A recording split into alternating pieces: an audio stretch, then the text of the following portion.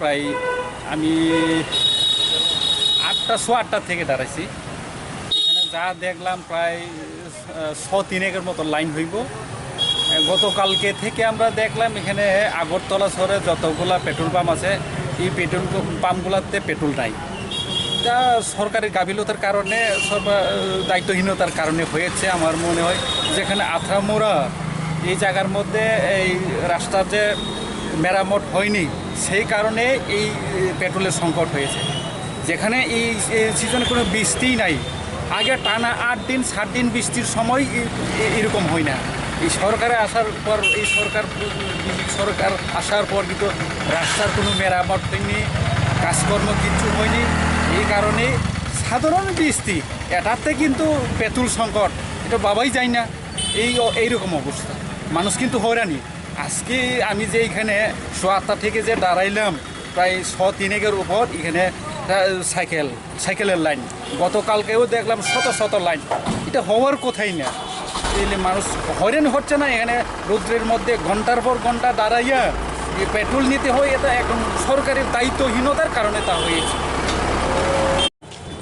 ঘন্টা 1.5 ঘন্টা তো কি বলছে মানে পেট্রোল পাম্প মানে কি কথা হয়নি। কি লক্ষ্য করতেছেন?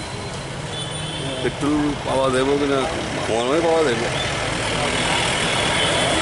তো লাইন আপনাদের এটাকে মানে পেট্রোল ক্রাইসিস মনে হচ্ছে না? আমরা তো সাধারণ পাবলিক, আমরা তো জানি পেট্রোলের ক্রাইসিস শুনি, পেপারে দেখি একরকম, বাস্তবে আরেক রকম। বাস্তবে কি দেখতে এমন ক্রাইসিস পেপারে তো বললে প্রচুর ট্রেল আছে, স্টকে আছে 10 দিনের, বাস্তবে? আর এমন ক্রাইসিসের লাইন তো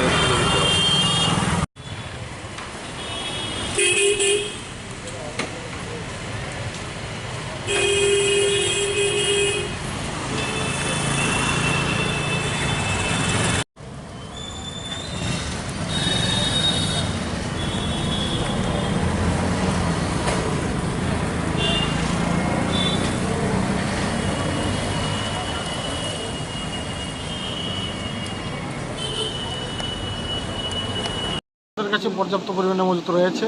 একটা মানুষের মধ্যে ভয়ভীতি সঞ্চার হয়েছে যে পেট্রোল ডিজেল নেই।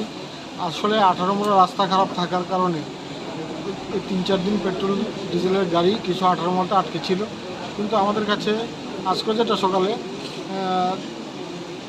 আমি খবর নিয়েছি প্রচুর পরিমাণে পেট্রোল ডিজেল মজুত রয়েছে। মানে 12 দিনের পেট্রোল এবং 12 দিনের ডিজেল আমাদের কাছে মজুত রয়েছে। তো গুয়াহাটি রুটও ভালো রয়েছে এবং রেল লাইনও ঠিক রয়েছে। তো সে ব্যাপারে আতঙ্কিত হওয়ার কোনো কারণ নেই। আমি আপনাদের চ্যানেলের মাধ্যমে রাজ্যবাসীকে আশ্বস্ত করতে চাই যে আতঙ্কগ্রস্ত হওয়ার কোনো কারণ নেই, লম্বা লাইন দেওয়ারও কোনো কারণ নেই। পেট্রোল ডিজেল পর্যাপ্ত পরিমাণে রাজ্য মজুত রয়েছে।